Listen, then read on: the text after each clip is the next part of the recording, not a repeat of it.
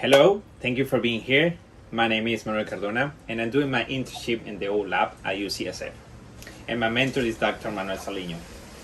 My group is studying the early mechanisms underlying retinal ganglion cell degeneration and circuit remodeling in glaucoma.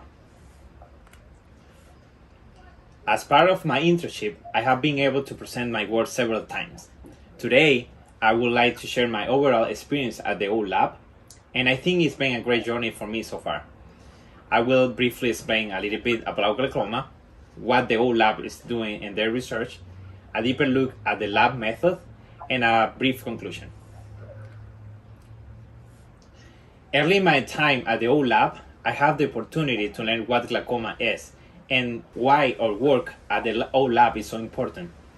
Glaucoma is a group of diseases related to the optic nerve that causes blindness. Sometimes the diseases can progress quickly, but most often the progression happens slowly. Once you lose some vision for glaucoma, you don't get it back. So you can see along the top of the slide what glaucoma patients might experience. And according to Dr. Carrie Allison, glaucoma is the second acquired blindness in people, with cataracts also being in this category. To learn about glaucoma, I had to understand the basics of how the eye works. At the high level, the light passes through the cornea, iris, and lens to the retina. The retina is along the back of your eye and sends the sensory information to the brain via the optic nerve. Retina cells are a focus area for the Ou Lab. Let's take a look at the next slide.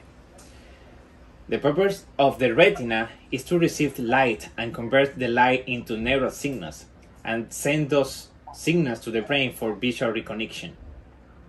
The part of the retina include the photoreceptor cells that receive the light, and this passes the information to bipolar cells, and finally ganglion cells. RGCs are the ones transmit the information to the brain via the optic nerve. The illustration on the right is one that I will use a little later in the presentation, and I will compare it with the results in a confocal microscope. The inner plexiform layer, or IPL, and ganglion cells are both very important. The IPL makes up the synaptic connection between the axons of bipolar cells and the dendrites of ganglion cells. Without successful synaptic connection, the visual information will not make it to the brain. Research is still trying to learn more about why RGCs degenerate and cause blindness. And today, the best treatment for glaucoma involves lowering the pressure in the eye. In a normal eye, fluid constantly moves and drains around the retina. In some cases of glaucoma, the fluid does not drain correctly and the pressure increases in the eye. That pressure is not good and it hurts the retinal ganglion cells. Retinal ganglion cell damage happens in glaucoma, and that damage leads to vision loss. The Ou Lab's mission is to better understand glaucoma. With a focus to understand the earliest step of ganglion cell degeneration, this research can help us to find treatment that can rescue RGCs and hopefully can prevent blindness from glaucoma. My internship was study RGCs and retinal morphology in healthy mice. I learned and practiced the method that lab uses in their research. The Ou Lab often uses model mice for the experiments. Mice are useful because many biotechnological tools have been designed for them that other animals do not have. We also use immunohistochemistry. The lab uses antibodies so that we mark tissues of interest. When we use confocal microscope to see the results and software like ImageAid to analyze the images. So what is immunohistochemistry? Immunohistochemistry is a technique that allows to see a specific protein in a cell. So you bind the antibodies to a cell and then bind the fluorescent to those antibodies so you can see them in a final picture. There are two types of immunos. Immunocyto is a cell and immunohisto is a tissue. My lab uses retinal tissues. In immunohistochemistry, the primary antibody links to the tissue of cell of interest. For my lab, we wanted to be able to see four things: microglia, filaments, and ganglion cells, and nerve of the ganglion cells. the immunohistochemistry that we used was indirect, meaning that we used two antibodies. The Ou Lab has expertise in this technique. Having secondary antibodies is common with immunohistochemistry because it's allowed to amplify the signal of the primary antibodies. So more fluorescence is brought to the area of interest, and it is easy to see on the confocal microscope. So let's take a look at some of the resulting confocal microscope images. As I mentioned, for Ou Lab, we wanted to be able to see four things: microglia, filaments, and ganglion cells, and the neurons of the ganglion cells. We use different markers that bind to the tissue of interest. As MI32, the white color, we marked the ganglion cytoskeleton and is present in all axons, but we can also see it in alpha cells, somas, and dendrites. CXCR3 GFP is a marker that is already inside the genetically modified mice. It marks the microglia. Microglia are the primary immune cells of the central nervous system. We mark PSD95, we mark the synaptic terminal of the RGCs in yellow, and RBPMS in red stain the somas of all RGCs. This picture shows four areas of interest together. These are real images that I took with my mentor in the lab. It's a healthy mice. It does not have glaucoma. We are creating this a baseline so that we can compare it to a mice with glaucoma. A confocal microscope can also take many pictures of the layers of the sample. After we took pictures of many layers of the retina, we were able to use a computer to build a 3D model that we can spin analyze on a computer. Early in my presentation, I showed this same illustration of the inner retina circuit.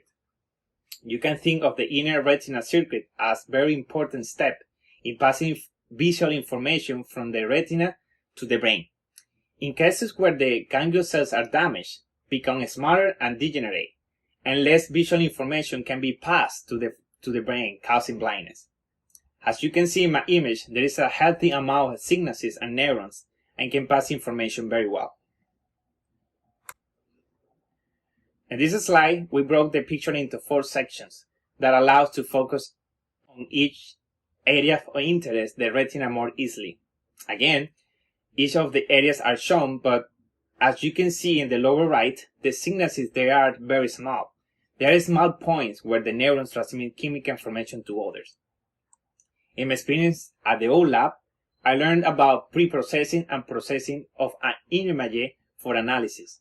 This slide shows a simple sample where we magnify and recolored the synapses from the yellow marker to a purple color. This was done on a computer so we can more easily analyze the images.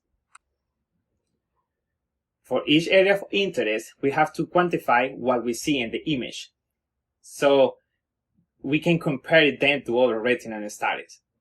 We quantify the microglia because they are resident immune cells that are part of the damage process in glaucoma. When the eye becomes inflamed, the microglia reproduce and change its shapes. Also, we counted the neuron of the ganglion cells using imaging software. RGC are less in eyes with glaucoma. In the eyes I did for analysis, the number and density of the RGC was normal. Density is important so that we can compare with other studies that may have used different size samples. Finally, we count the diameter of the alpha RGC. Because the shape of a cell is affected by glaucoma damage, in eyes with glaucoma present, the alpha RGC changes size and shape. The images I'm showing today are baseline of the healthy mouse retina. In my internship, I focused on healthy retinas, but I was able to review images and data from previous studies where one eye of a mouse was a control and the other eye was exposed to a laser that generated pressure on the optic nerve. The lab studied alpha cells in a model of glaucoma. 7 and 14 days after the initial lesion, you can see the alpha of transient ganglion cells show more damage than on sustained cells. There was a drop in density in off cells, but in on cells were resilient.